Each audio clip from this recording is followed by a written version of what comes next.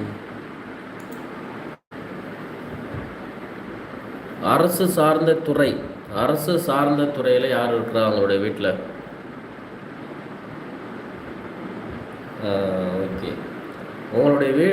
உங்களுடைய ஜாதகத்தில் வந்து ஃபஸ்ட்டு திருமணம் கொஞ்சம் இஷ்யூவாக தான் இருக்குது. 2வது திருமணம் நல்ல அமைப்பு இருக்குது. ஃபஸ்ட்டு திருமணம் இஷ்யூ ஆனதுக்கு காரணம் என்ன அப்படின்னு பார்த்தோங்கன்னா, ஹெல்த் இஷ்யூ இருக்கா மேடம் உங்களுக்கு?